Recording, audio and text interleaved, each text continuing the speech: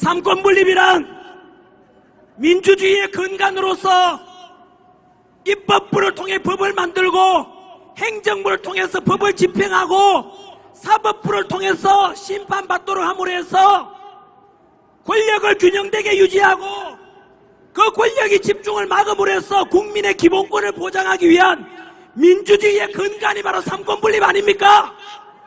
그런데 이미 행정부 대장도 탄핵을 시켜버렸고 입법부가 지금 권력이 너무 강해서 사법부마저도 붕괴시키고자 하지 않습니까? 이 삼권분립 붕괴라는 것은 우리가 초중학교 때 배웠던 민주주의의 가장 근본을 무너뜨리는 거 아니겠습니까? 그래서 오늘 우리가 여기에 모인 이유가 6.3 대선을 3일 앞두고 있지만 대선에서도 지켜야 될 기준이 이거 아니겠는가 호소하러 나온 건 아닙니까? 그뿐만이 아니지 않습니까? 우리 독재할 때 독재에 맞서서 민주화 운동했던 분들 그래도 시위하다가 숨을 수 있는 곳이 당시에 여 종로에 있는 명동성당이었습니다. 왜냐하면 대한민국은 정교분리이기 때문에 신성한 교회만큼은 성당이나 교회만큼은 함부로 경찰력이나 행정력이 미치지 못하도록 규제를 하고 있는 것입니다. 그런 독재 때도 없었던 일이 2025년 지금 5월 지난 4월 달에 있었지 않습니까? 5월에 있었지요. 3주 전입니다. 어떻게 경찰이 교회에 들어가서 압수수색을 하고 목사님 휴대폰을 압수해 갔지 않습니까? 전국에 계시는 목사님들, 신부님들, 스님들 다른 사람 이야기 아니고 바로 당신들 이야기 아닙니까? 머지않아서 히틀러 때 그랬던 것처럼 본웨프 목사, 본웨프라는 영화도 개봉됐지 않습니까? 머지않아서 히틀러 독재가 나타나고 전체주의가 나타나면 종교 박해가 있을 것이다 라고 했고 그 본웨프의 예고대로 독일 히틀러 나치당이 등장하면서 종교의 자유가 박탈당하고 600만 명이 죽어갔지 않습니까? 또 예고합니다. 이대로 가다가 대한민국 머지않아서 결국은 친중화되고 중국 속국이 되면 전국의 목사님들, 신부님들, 스님들도 탄압받게 될 날이 머지않았습니다. 지금 중국을 보십시오. 중국에 종교 자유가 있습니까? 없습니까?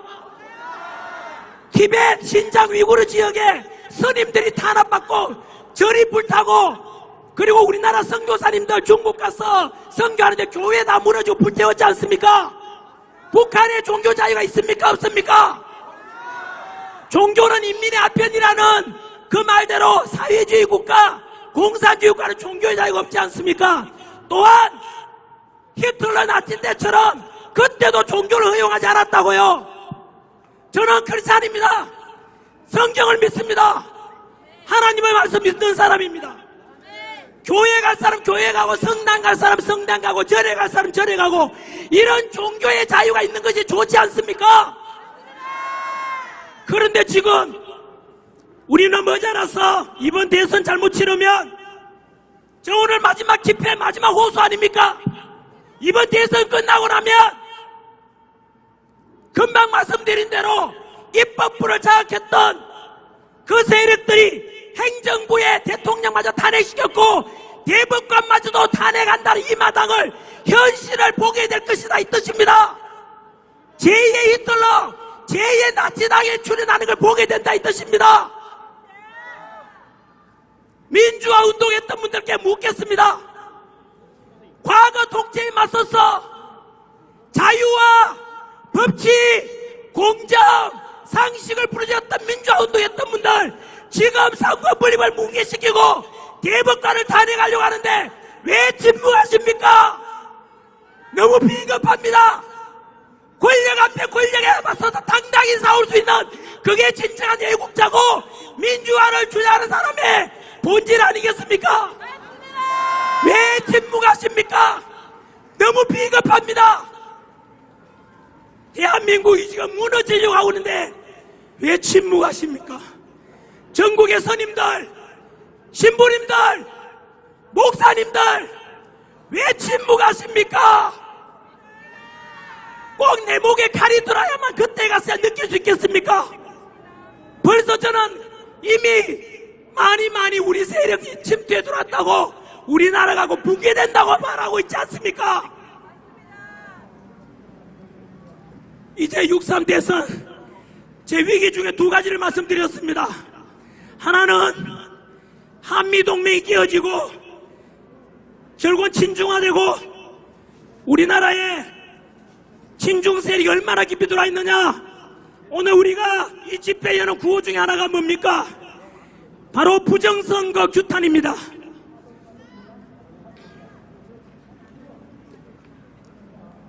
부정선거에 대해서 저도 역시 몰랐을 땐 음모론 아닌가, 소설 같은 이야기 아닌가, 21세기 첨단 디지털 시대에 무슨 부정선거냐 라고 생각했습니다. 저도.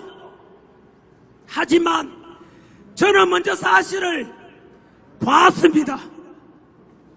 눈으로 봤다 이겁니다. 눈으로 본 것을 어떻게 딴 데 가서 제가 외면하거나 거짓말할 수는 없지 않습니까? 서울대 박성년 통계학과 1인자입니다. 그 박성년 교수가 말하기를 현재 이미 일어난 대한민국의 부정선거는 통계 조작이 태양이 탄생하고 지구가 탄생한 이후로 매일 로또 당첨되는 만큼, 당선될 만큼 그런 적은 확률이 지금 일어났다고 말하고 있습니다. 여러분들이 더 똑똑하고 통계에 더 많습니까? 서울대 박성현 교수가 더 똑똑하겠습니까? 부정선거는 음모론이다, 소설 같은 이야기라고 말하는 사람들에게 정면 돌파. 당신은 모르고 있지 않는가? 무식하지 않은가? 실제를 보라고. 보고 나면 바뀐다고. 코페르니쿠스가 지구는 돈다라고 했을 때 다들 미쳤다고 했지만 그 뒤로 지동설이 옳다는 걸 우리 다 알고 있지 않습니까? 부정선거 마찬가지로 음모론이라 했지만 의심으로 바뀌고 알고 나면 확신으로 바뀌게 되어 있습니다. 증거들이 너무 많고, 그렇게 경고하고 저랑 이영돈 PD랑 영화도 만들었지 않습니까? 지금 한참 상영 중에 있습니다. 그 영화 개봉하는데도 좌파들의 공격이 얼마나 많은지 아십니까? 팩트만 그대로 말씀드리겠습니다. 지금 감옥 가 있는 조국이라는 사람이 있습니다. 다시 만날 조국이라 해서 다큐멘터리로 감옥에 있지만 그 사람을 미화하기 위한 영화가 개봉됐는데, 그 영화는 전국 롯데시네마, CGV, 메가박스에 480개 개봉관을 허락해 줬습니다. 그런데 부정선거 신의 작품인가라는 영화는 개봉하려니까 10분의 1, 48개만이 스크린 공개에 허락해 줬습니다. 이 말이 무엇이냐? 우리나라 문학에도 이미 좌파들이 90% 장악한 것입니다. 상징적으로 정확하게 10분의 1입니다. 그 영화는 480개, 정확히 479개입니다. 우리는 48개입니다. 10분의 1입니다. 그만큼 문학에도 이미 좌파들이 다 장악해 있다는 뜻이고, 그럼에도 불구하고 관객들이, 왜냐하면 여러분 영화는 관객들이 보고 평가하는 게 맞지 않습니까? 그런데 아예 개봉할 기회를 안 준다 이 말입니다. 그럼에도 불구하고 관객들의 요청에 의해서 극장에다가 전화를 하고 단체 관람이 늘어가지고 100개, 48개 시작해 현재 100개 관람관을 넘겼습니다.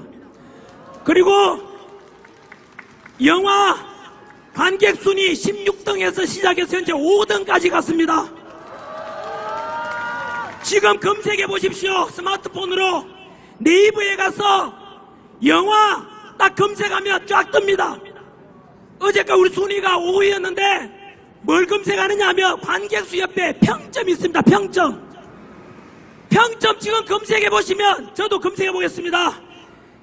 부정선거 신의 작품인가 검색해 보면 평점 9.9를 받아가지고 1위를 하고 있는 영화가 바로 제가 만든 영화입니다, 여러분. 현재 5위입니다만은 여러분들이 다 보신다면 현재 1위가 톰 크루즈 나오는 미션 임파서블입니다. 여러분이 보신다면 5위에서 이제 1위까지 가서 톰 크루즈를 이길 날도 오지 않겠나 싶습니다. 그 영화가 무엇을 말하는지 아십니까? 예고를 하고 있었습니다. 바로 어제와 그저께 있었던 사전투표에서 표 부풀리기를 할 거라고 그 영화에 보면 나옵니다. 끔찍하지 않습니까? 놀랍지 않습니까? 그 영화에 예고한 일이 지금 일어났다 이 말입니다. 여러분들은 이제 어제 뉴스를 통해서 부정선거가 있었다는 거, 밝혀졌다는 거 눈으로 이제 봤지 않습니까? 앞에 제 연사분들이 실체적에 나열해드렸지 않습니까? 여러분, 이 일이 이만저만한 일이 아닙니다. 아까 이름 물었었지요. 21세기 첨단 디지털 시대에 부정선거가 어디 있는가? 라고 물으시는 분들께 그 바로 보이지 않는 사각지대가 두 군데 있습니다. 첫 번째가 사전투표가 바로 그 가능성을 높였습니다. 어제 저녁에도 서초 그리고 분당 어느 지역에서 투표함 관리에 한밤중에 누가 투표함 열고 또 포착됐지 않습니까? CCTV에. 여러분, 여러 일들이 일어나고 있는데 바로 사전투표를 없애달라는 게 제가 선관위 앞에 가서 울면서 호소했던 것이면 안 받아들였습니다. 두 번째 사각지대가 무엇이겠습니까? 바로 개표와 그리고 집계 과정을 전산화하는 것이 바로 해킹 위험과 전산 조작의 가능성이 있다 이 뜻입니다. 우리가 당일 투표는 투표장에 강당에서 모여가 다 같이 보는 데서 개표하지 않습니까? 거기에서 누가 부정 저지르겠는가? 라고 하는 사람이 있어요. 여러분이 도둑놈이라면 남뻔히 보는데 거기서 표를 훔치겠어요? 한 번만 더 생각해 보세요. 안 보이는 곳이 있다 이 뜻입니다. 바로 전산 조작. 우리가 투표해놓고 당일날 텔레비전에서 뭘 봅니까? A 후보 유력, B 후보 우세. 그 전산화된 걸 보지 않습니까?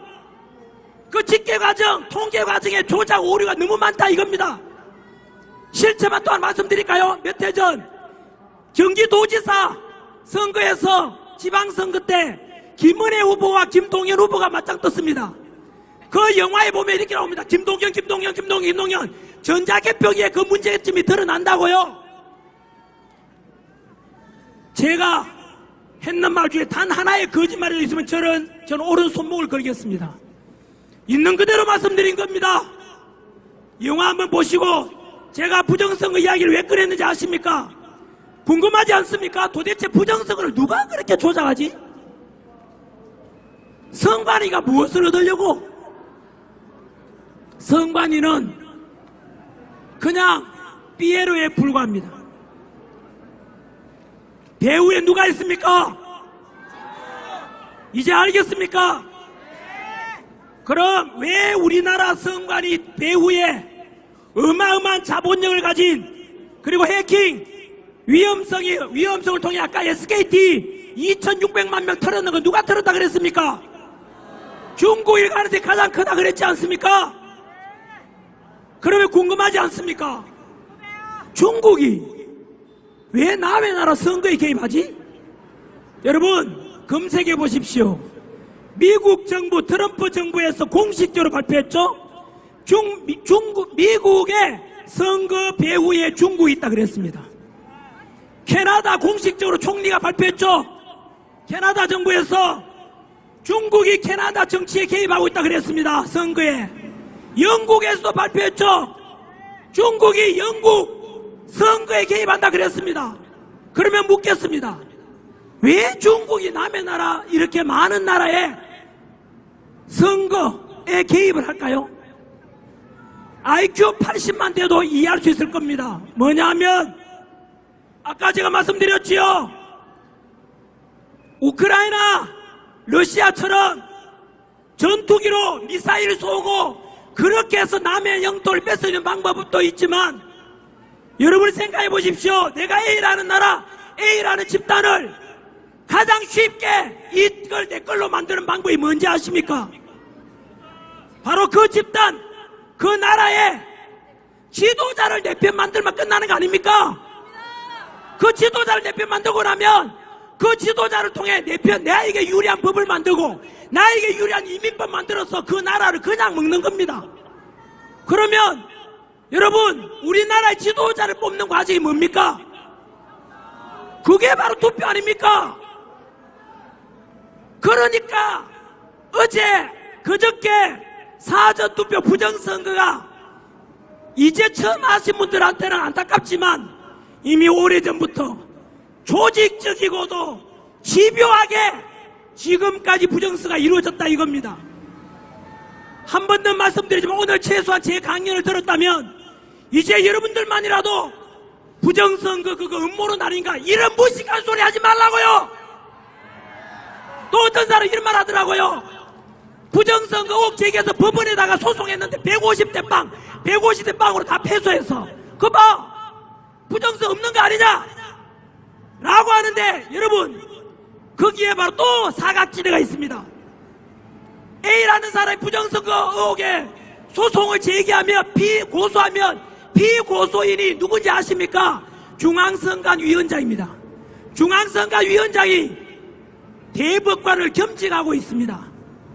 노태악 지금 선관위원장이 대법관 겸직하고 있잖아요. 지방에 있는 선관위원장이 판사를 겸직한다고요.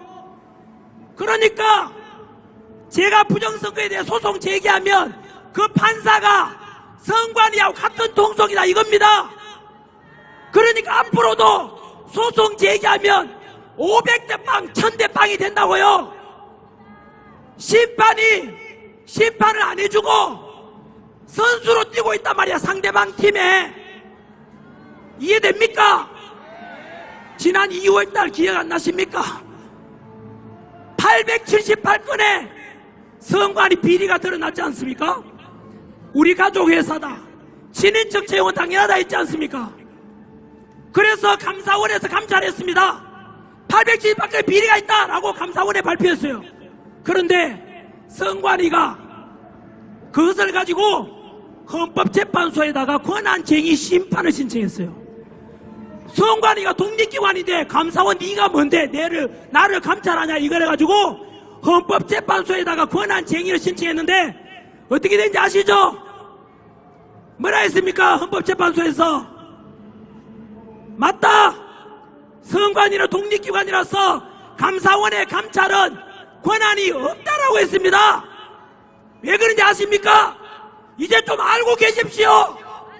바로 그날 선관위의 감찰은 잘못되었다라고 심판한 헌법재판소 8명 기억나십니까? 문영배, 이미선, 정정미, 정계선, 김영두, 정영식, 김복경, 조한창 이 8명 중에서 6명이 선관위원장 출신이다 이겁니다. 헌법재판관 8명 중에 6명이 뭐 출신이라고요? 선관위원장 출신이라고요? 이러니까 여러분 부정이 저질러져도 비리가 있어도 선관위는 어떤 기관으로부터도 감찰도 안 받고, 그래서 윤석열 대통령 비상계엄 선포한 이유가 아까 첫 번째 이유가 뭐였습니까? 무슨 세력 척결? 반국가 세력 척결. 그 반국가가 이제 어느 나라인지 드러나고 있지 않습니까? 2600만 명 우리나라 정보 들어가는 나라 어느 나라입니까? 윤석열 대통령 비상계엄 아니었으면 그 2600만 명 SKT 그 SKT 고객들은 윤석열 대통령한테 가서 빨리 감사하고 전하라고요. 당신들의 정보를 지켜줬잖아.